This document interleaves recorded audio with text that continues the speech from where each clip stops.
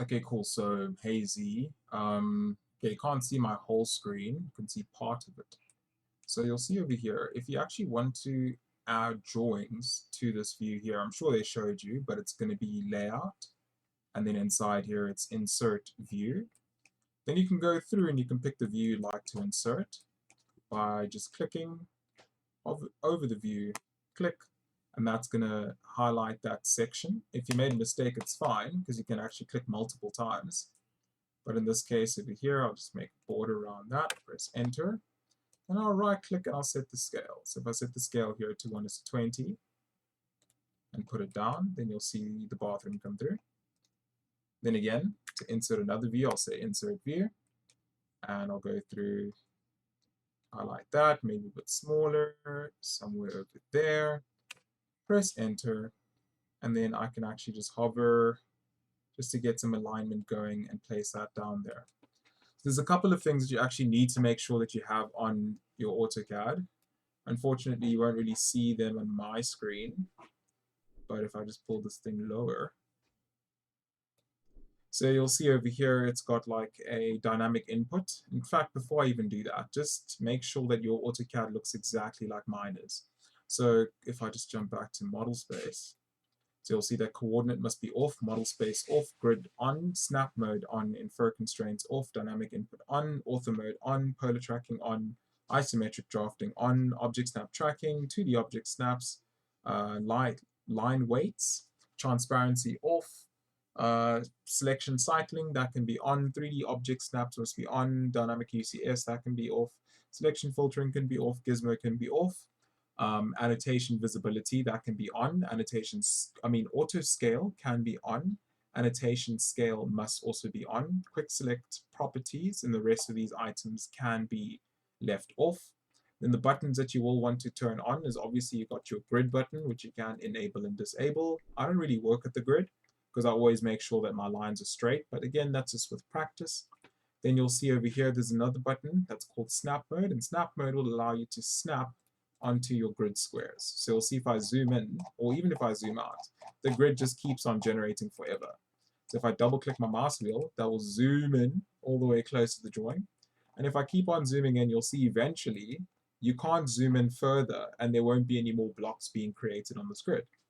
So here, if I start line tool and I've got snap mode and grids on, you'll see if I click, that's going to allow us to snap in between the grid itself, which will allow you to draw much more quickly and more accurately. And if you weren't really happy about the spacing of the grid itself, we do have a button here at the very bottom. It's like a little arrow, and it says here grid snap. It should be on that, and then also snap settings. With the snap settings over here, you always want to make sure that all 4 of these numbers here are the same, because remember with AutoCAD, it's X is left and right, Y is up and down. So if you just set this to a bigger size, like 50, I click in here and make this 50 as well.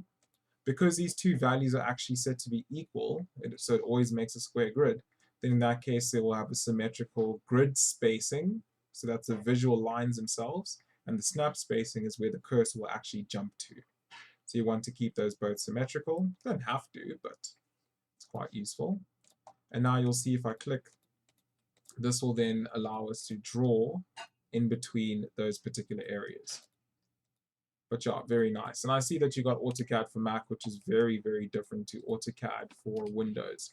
But I mean, most of the tools you'll be able to actually type out their command if you can't find them.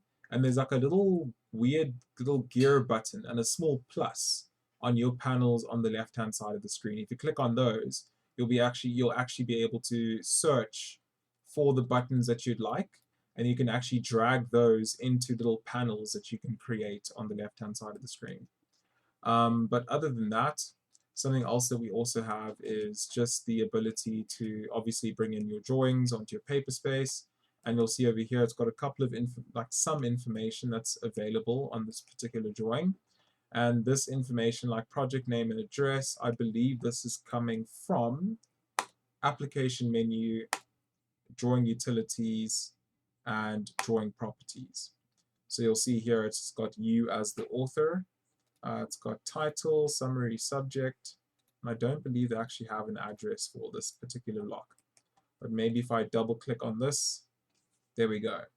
Now, if I double click on the title block, you'll be able to edit the values in here.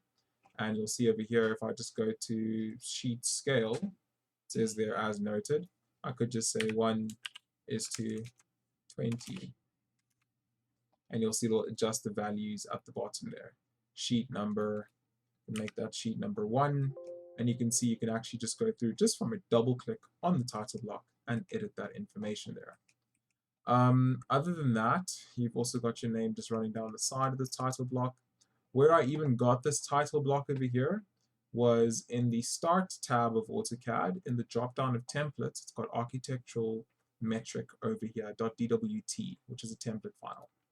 And yeah, as long as you actually just use that particular template, very bottom, use the architectural one. There's like a mechanical one for manufacturing, civil, and so on. So it just depends on what exactly it is you're looking for. These templates you could have actually saved. So like, for example, the template that I've created here for your profile is going to be housing a couple of these layers. And you'll also see something else to note is your teacher will probably ask you how you managed to get this broken line over here. I should actually make this a block.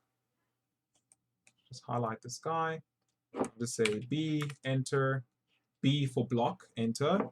And I'll just call this section line A. And the object is already specified. I can see it's highlighted there. And I'll just say pick point, that little green button. And I'll click on the middle of that. And that will just allow me to create a block from that section line. And if I'd like to insert that block again at a later stage, I can just go insert, insert, scroll up and down this list, and hopefully I can find these blocks here. I feel like these blocks have just got a tendency of disappearing. Oh, there it is. And then now you see I can actually just place a brand new section. If I wanted to rename the section, I could highlight it, right click, and I could just say, not block editor, don't want to edit block in place. Yeah, okay, no, in this case, yeah, I just want to look here. I'm not sure what and how it's going to create this particular block. I'd rather just select it, press X on the keyboard, enter, and X is a shortcut for explode. I don't think I can actually explode my blocks just because of how I've actually designed them. Because you'll see here when you are creating a block using the block panel, I think, oh no, look, allow exploding. Oh, it's unchecked, which means I can't actually explode those items. So no wonder I couldn't break them up. They are what they are. So the only real way of actually fixing this is actually right-clicking. And I believe if I go to edit block in place, I say OK to this.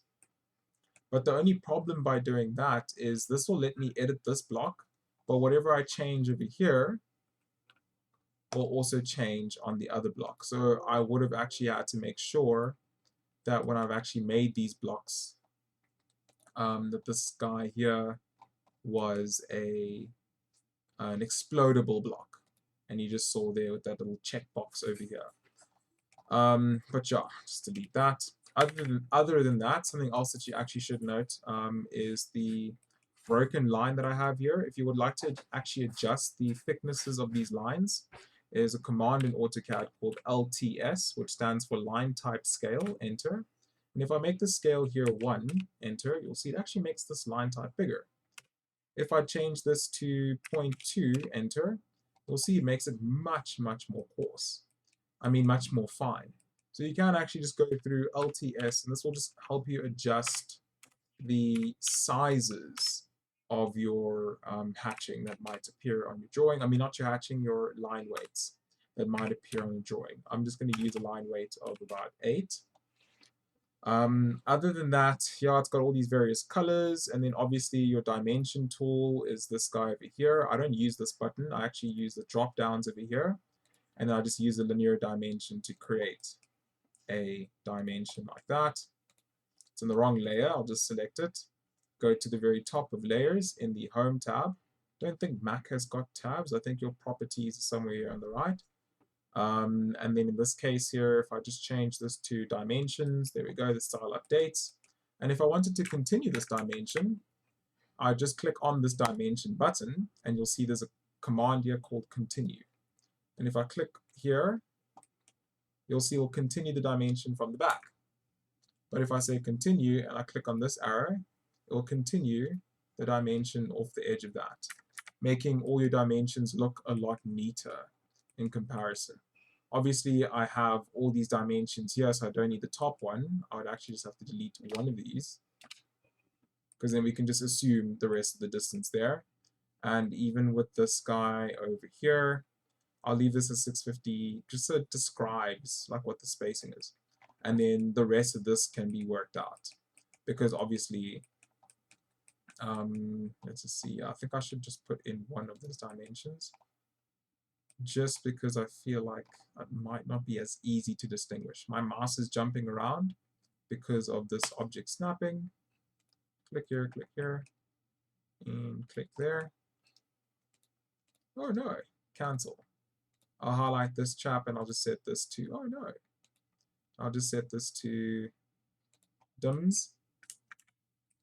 And then yeah, so obviously I just put a little bit of hatches in here as well, some doors. I think I should try and use a trim tool. I don't think the trim tool works with the hatching. I'll just say trim enter. Yeah, no, it doesn't actually work with the hatching. But yeah, there is hatching spilling into that, which shouldn't happen. But I'll just leave this in here just like a mistake, because I think your lecturers will actually start wondering how your drawings look so good. But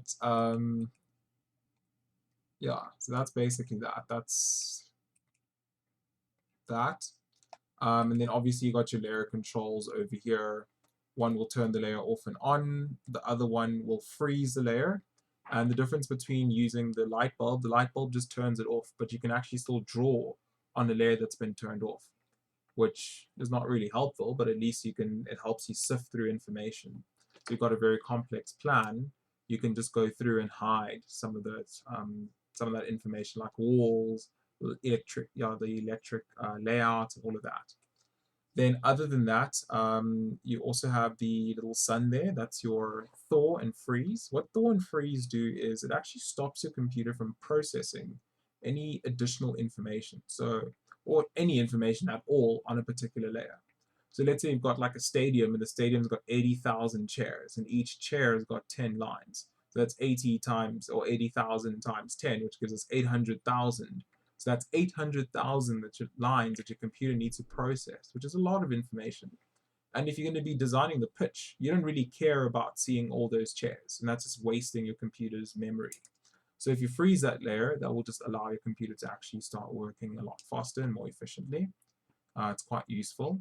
And then you also have, I think I should actually just check what's on these grid layers. Let's see. I do believe there are grid lines here. That was from the first thing. Kill those guys, just to leave those layers empty. And then something else to take note of over here is something else. The lock over here will just stop you from changing information on a particular layer. So if I lock the doors layer, you'll see they go weird, like a weird dark color. I wonder why these didn't change color. Oh yeah, they're inside of blocks. And these guys are also in the wrong layer. So if I just highlight those and change that to doors, there we go. Now if I highlight everything and press delete, you'll see all the doors stay behind because those were locked, and you can't change information. You can change information on a lock layer, but you can't use modification tools. You can actually still draw in a locked layer, which is very weird, but that is just a quirk of the software. Other than that, I think, yeah, just as long as you keep the icons the same as what I have here, you'll be perfectly fine with the software. Something else to take note of is these dimensions here are what we call annotated dimensions. They're driven by these two buttons. They must always, always be on. Never let them turn off, because if they turn off, your dimensions will also disappear. So in this case over here, just make sure that you've also got your scale set up. Usually by default it's on 1:1, but at 1:1 you cannot see dimensions. And all of the dimensions I'm using, oh no, clicked on the wrong button. So all the dimensions that I'm using, you'll see they live inside of cancel. They live inside of this little annotate area over here. And inside of annotate, you just got your different types of dimensions. So what I do recommend is just make sure that you always set these to annotative so they can actually work with scale. Because if they don't have this little symbol over here, it means that it doesn't update with the scale properly. So if you have a view that's 1:50 and another one that's 1:100, the dimension sizes will be different because the object sizes are different. And you'll see, like in my case, this view here has got no dimensions, even though on the model space they do exist. So to fix this, I'll just have to turn on this other button, and then you'll see the dimensions pop through. Very nice, very cool. If I change the scale of this to 1:5, you'll see the dimensions will actually always stay the same height as these here. So if I specify that to be 3.5, that will always stay as 3.5 millimeters tall once printed on a piece of paper. I do believe this piece of paper is a bit too big, but yeah, it's an A1. But I think we can just leave that as is, just so that we don't get, so it's not too suspicious. Oh yeah, I should have just left that scale as 1:2. But you'll see that if I even select a view, there's a little button over here, like a little grip. These guys are called grip, and if you hover over grip, the grip goes red, which means the grip is hot. And in this case over here, we'll just leave it as 1:20, that's fine. The other one should also still be at 1:20, I believe. Yes, it is. And yeah, that's basically that. So you can always click on these grips here, especially the square ones in the center. Those are actually our move grips. And that's quite useful for these views here. Let's place that somewhere there. And then, yeah, like I said, just double click to edit that. And then something else to take note of is you'll see that with this guy, change the scale back to 1:20. Oh, 1:30 is too big. 1:20, that's fine. Let me just unlock that doors layer. And then you'll see over here, these guys are actually in the wrong group. I mean layer. It should be under fittings. Yeah, that's basically that. As far as I can tell. The only other thing that I did over here was I actually put the drawing at 0x0y. The reason I did that is there's a tool inside of Autocad called the Ordinate Tool.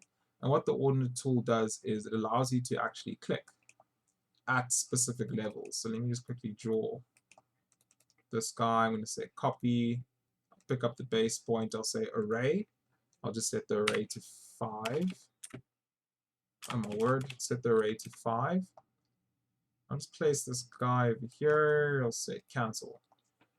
Now, if I go to Ordinate Tool and I click in the corner and I click over here, you'll see it's going to give me a size here, some random number. It's like, what is that?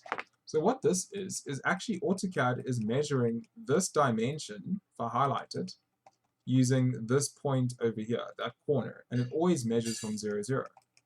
So if you actually go through and you click over here, you'll see that this size here is now sitting at 0 millimeters. And if I say dimension, continue, and I click on the sky, go to the next level, click, then you'll see it'll pull its height. The next level, I should actually click above these rectangles. It doesn't really matter. And all it's doing is effectively measuring from the foundation to the very top floor. So that's that little Ordinate Tool that we have available. And then with the Ordinate Tool, something else you just have to take note of is if you restart it, each one of these will restart at XYZ 0. That's why I use a continue option to continue this dimension going up. But yeah, that's basically that in terms of this little project. But yeah, I'll send you this video and then I'll send you this file. Let's actually save this. Save as, I feel like I've saved this before. Yeah, bathroom. It's fine, I'll just save this again. And then if you wanted to change like your printing settings and all of that, that's going to be found under Layout, Page, Setup Manager, Modify. There's a whole bunch of goodies over here. Basically what you're going to print to. Generally speaking, I would say just print to AutoCAD high quality print. It's a bit like a PDF there. If you want to change your paper size, you can just set it up over here. Make it like an A3, 420 by 297, for example. And if you leave the scale here as 1:1, and this what to plot to layout. What this will actually do is for every 1 millimeter on your piece of paper, that's going to be 1 millimeter in real life. So if I say here, okay, that's now set up the piece of paper, and you'll see this piece of paper is now much smaller than the title block.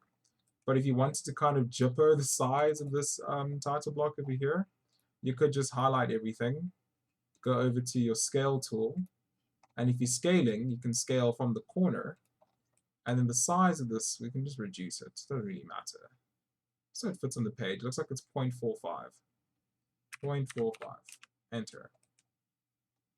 And then I'll just kind of fill out the gaps using the stretch tool. This tool over here, stretch. Click in a blank space on the right side. Go left, click in a blank space, enter. I'll pick the bottom. And it looks like this guy here is also not adjusting. And I believe that that is because I have to just right click, select the block, right click on the block, edit block in place, say OK. And then I'll just select this guy, stretch, always from the right to the left, never from the left to the right if you're using the stretch tool. That's a very particular order it needs to follow. Just rescale this. Oh no, it's like I missed some information.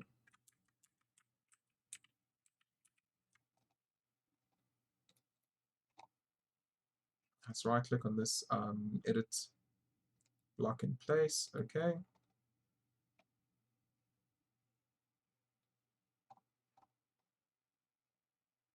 I'm not sure why that information actually slid down there.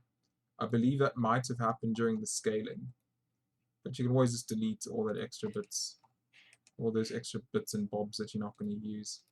And you'll see with the stretch tool, I always go from the right to the left, just to make sure that this guy fits inside this dotted line, preferably never outside. And like this is now text, so I'm just going to change this to probably just select that and delete that. But yeah, it's all normal text. This guy over here, why is this thing locked? And what layer is it on? It's on title block. I'll just unlock title block. Oh, I guess that's why I didn't even scale properly. Is most likely this layer was still locked when you tried to scale. But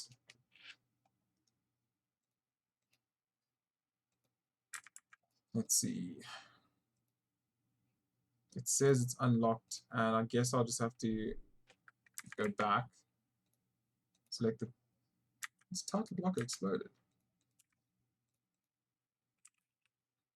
Now, I'm not sure when that all exploded, but that's basically like the workflow that you can use when working with Autocad.